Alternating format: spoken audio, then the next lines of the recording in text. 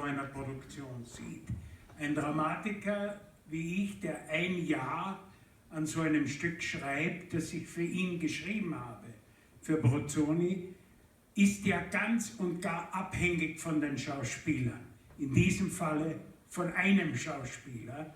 Und ich bin voll Dankbarkeit und Freude über das, was ich heute gesehen habe.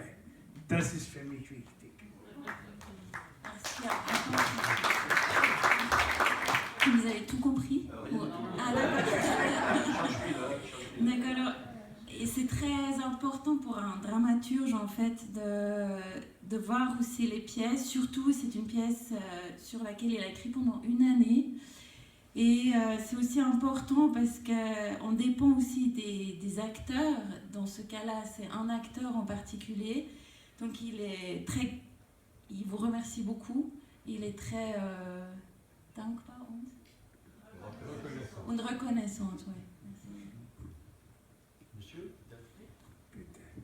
je voudrais savoir si vous êtes bilingue et quel est votre rapport à l'italien. Parce que dans cette pièce, il me semble qu'on ressent pas mal d'italien.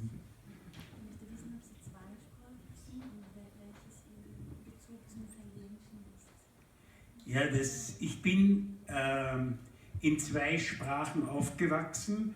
Mein Vater, der mit 27 Jahren aus Italien nach Kärnten in Österreich kam, hat eigentlich nie richtig Deutsch gelernt.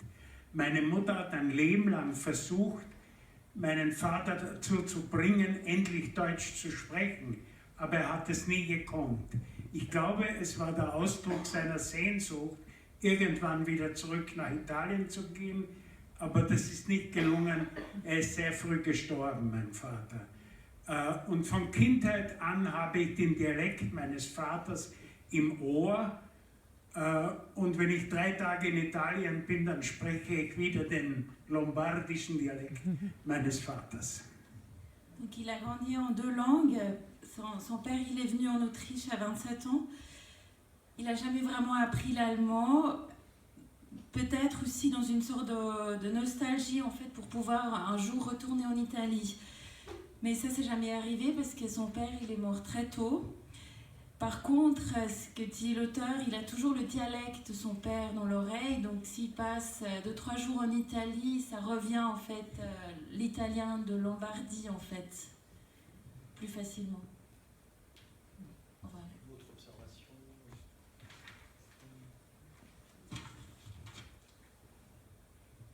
Mais en fait, ce qui veut dire que dans la langue, ça se ressent. C'était ça au fond la question. Ah, ok, die Sprachen sich. Ouais, parce que dans la langue allemande, enfin de Turini, l'imbrication, les différences. Si, c'est vrai. Tout va bien, Adèle, tout va bien. Merci. I will learn it. Yeah. Tout va bien. Ob sich die Sprachen sich gleichen oder ob sie wie ineinander verwebt sind, das Italienisch und das Deutsch. Ob das auch nicht nur die 2 Sprachen, sondern ob das auch wie eine... Also ich glaube, die Sprachen sind nicht verwebt. Mein Charakter ist verwebt. Donc c'est pas la langue qui est imbriquée, mais son caractère. Voilà. Wenn ich schreibe und ich schreibe in Deutsch, dann denke ich grundsätzlich in diesem einen Jahr des Schreibens in der deutschen Sprache, weil die Stücke ja von Menschen erzählen, die Deutsch sprechen. Donc quand il écrit en allemand, il pense aussi complètement en allemand, mais aussi parce que les gens qui décrivent dans ses pièces ou qui portraitent ou qui jouent dans ses pièces, c'est des gens qui parlent allemand. Und wenn ich in Italien bei meinen Verwandten zu Besuch bin, dann spreche und träume ich vor allem wieder Italienisch. Et quand il est chez ses parents, chez sa famille en Italie, il surtout rêve de nouveau en italien. Und wenn ich meinen Freund Brozzoni treffe, dann sprechen wir gleich schlecht Englisch. Et quand il rencontre son ami Brozzoni, il parle tout de suite un très mauvais anglais. Moi? Non, vous deux. Vous deux.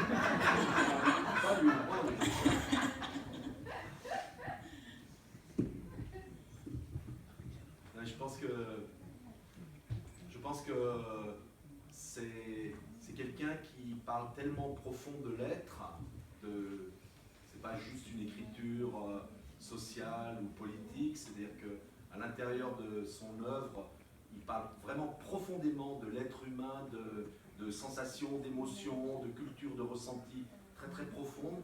Et je pense que c'est à travers ça que le côté de son père, qui en plus son père était un artiste, puisqu'il faisait des chaises baroques, il sculptait des madones. D'ailleurs, il a un autre frère qui est un très grand ébéniste et qui était sculpteur, donc ils ont hérité de cette dimension italienne. Et je pense que c'est à travers ça que que le côté italien perce, que moi je ressens de par mes origines. Je pense que c'est cette partie chaude de l'Italie et cette partie plus froide de la Carinthie, qui est ce choc et dans lesquels on a ce sentiment. En tous les cas, moi, c'est ça qui me touche.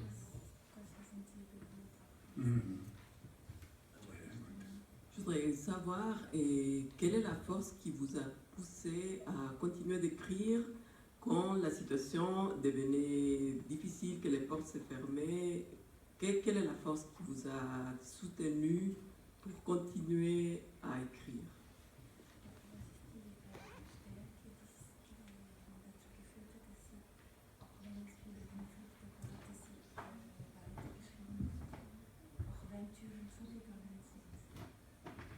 Dass für mich das Schreiben immer die Rettung des Lebens war. Ich habe jetzt vor 3 Monaten eine schwere Operation am Herzen gehabt und schon 2 oder 3 Tage nach der Operation hat mir meine Freundin, die Silke, ein Diktaphon ins Krankenhaus gebracht und ich habe unter der Decke Szenen erfunden. Und die Doktors haben gemeint, ich bin verrückt geworden. Und diese Verwandlung der Welt und der Schmerzen der Welt in Sprache, die rettet mich immer wieder. Ich hoffe noch möglichst lange. Donc ce qu'il dit, que c'est le langage était toujours une sorte de sauveteur dans sa vie. Et puis il prend l'exemple qu'il y a quelques mois en arrière, il a eu une opération, donc il était à l'hôpital, mais déjà 2-3 jours après cette opération, sa compagne lui a amené un dictaphone en fait à l'hôpital et puis commençait de nouveau à s'imaginer des scènes ou des choses qu'il voulait écrire.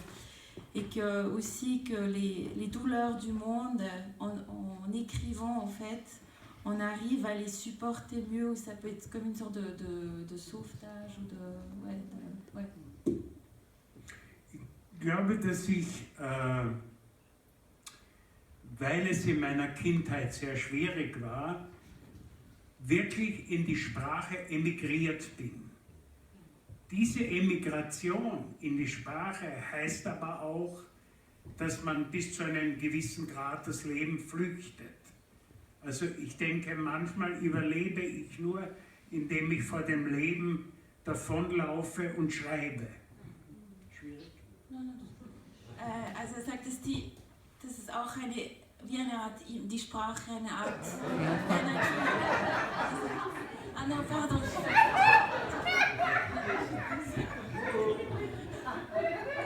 Non, je ne suis pas une traductrice professionnelle. Donc alors, c'est comme une sorte d'immigration en fait dans la langue. Donc, mais parfois, ça peut aussi être une fuite en fait de la vie. Donc, il y a un peu ces deux côtés qui se balancent plus ou moins. Ich erinnere mich sehr gut, dass ich als Kind immer dazugehören wollte. Und als das nicht funktioniert hat, als Kind eines Ausländers in einem Kärntner Dorf, stand mir der Weg in die Sprache frei. Also habe ich diesen Weg gewählt. In Wahrheit, wenn ich es mir aussuchen hätte können, hätte ich lieber den Spielplatz mit den anderen Kindern gewählt und nicht das Ausdenken von Dingen. Aber man hat so viel Wahl im Leben, hat man ja nicht. Donc en tant qu'enfant, il n'a jamais vraiment, ça on a vu je pense dans la pièce aussi, fait partie en fait d'un groupe ou des autres enfants. Et parfois il s'est dit il aurait préféré en fait d'avoir fait partie de ce groupe pour ne pas devoir fuir en fait justement dans le langage ou dans l'imagination. Wissen Sie, das Schöne am Schreiben ist, man kann selber bestimmen, wer stirbt und wer nicht stirbt. Im Leben kann man das nicht. Donc, ce qui est beau avec l'écriture, on peut toujours décider soi-même en fait qui meurt ou qui meurt pas, et puis ça malheureusement dans la vie réelle c'est pas possible.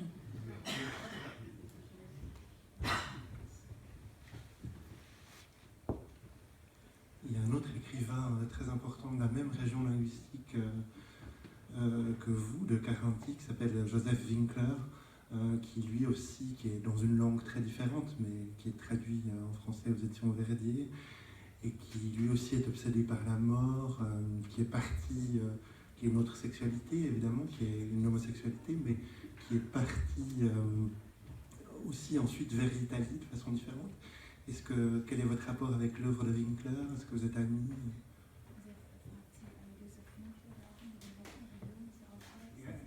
Aber ich kann es auch schnell auf Deutsch, weil die Deutsch sprechenden möchten vielleicht. Also, non, il a posé la question français, donc je traduis en allemand pour les gens qui sont germanophones dans le public en fait, au lieu de chuchoter dans l'oreille peut-être. Donc, fragt, welche ça va pour vous ou... Non, mais j'avais fait, ouais. L'autre, cette fois, c'était pas... Alors, il demande en fait votre rapport, Ihre Beziehung zu Joseph Winkler, den Schriftsteller, der aus der gleichen Region kommt. Kennen Sie ihn? Oder kennen Sie sein Werk? Oder beides? Oder was ist Ihre Beziehung zu ihm? Wir haben eine sehr gute Beziehung. Wir sind alte Freunde und ich fühle mich ihm und seiner Literatur sehr nahe. Es sind ähnliche Lebensgeschichten. Beide sind wir in Dörfern, in kleinen Dörfern aufgewachsen und wir haben uns schon zu einem Zeitpunkt kennengelernt, als wir beide völlig unbekannt waren. Das gilt übrigens auch für Peter Handke.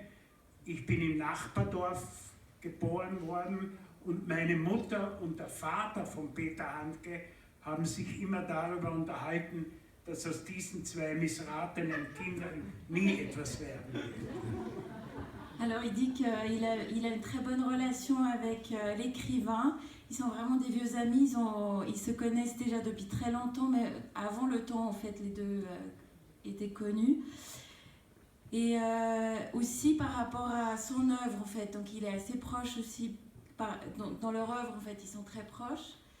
Et il dit aussi qu'à part justement Joseph Winkler, il connaît aussi Peter Handke qui a grandi dans le village à côté et dont la mère et le père de Handke, enfin votre mère et le père de Handke se sont toujours dit qu'est-ce que nos garçons ils vont faire un jour? Est-ce qu'ils vont bien devenir quelque chose? Heureusement oui.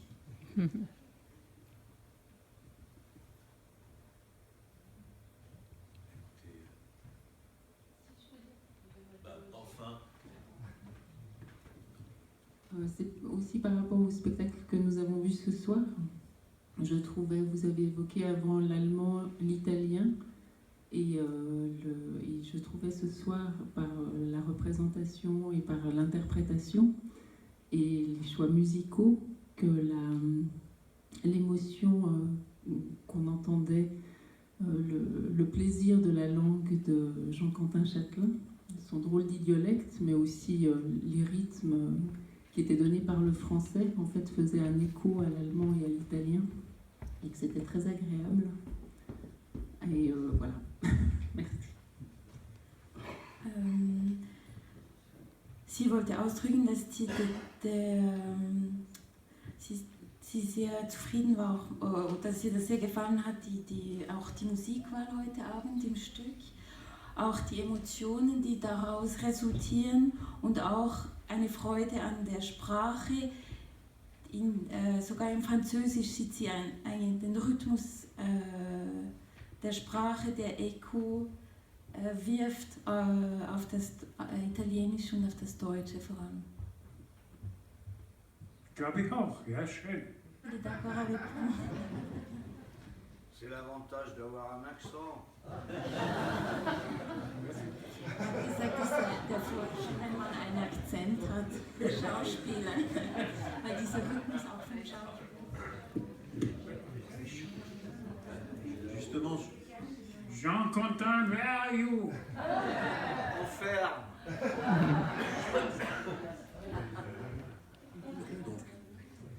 He was so great and Ah, wonderful. je réponds à cette femme qui vient de parler. Moi, je suis très honoré aussi de prononcer les mots de Peter.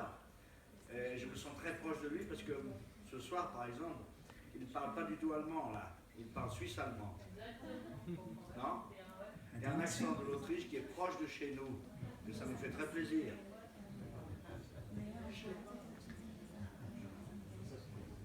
alors, donc justement, on joue encore le spectacle une semaine.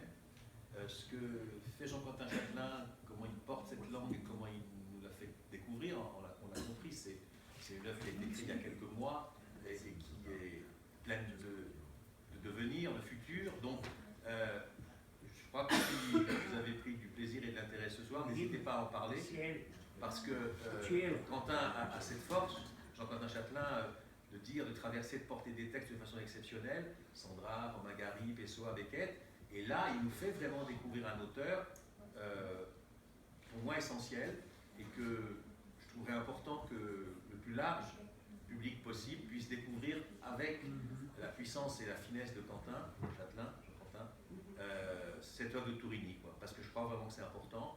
Donc voilà, on arrive à la fin de la première semaine et sachez-le, on joue jusqu'à samedi et il y a encore des places, ce qui est tout à fait insupportable. Voilà, ben, merci énormément, Peter Tourigny. Yeah, merci you.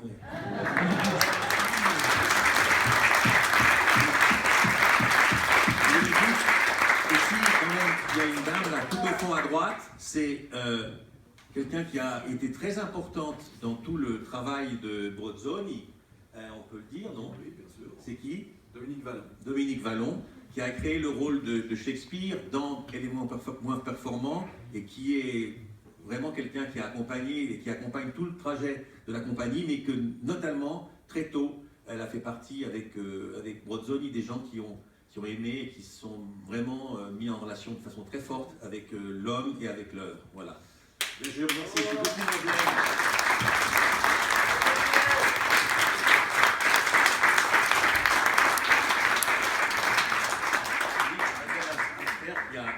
Qui a accepté un peu au pied levé de faire ce travail. On croyait que c'était fini là. Non, je vais la remercier. Voilà.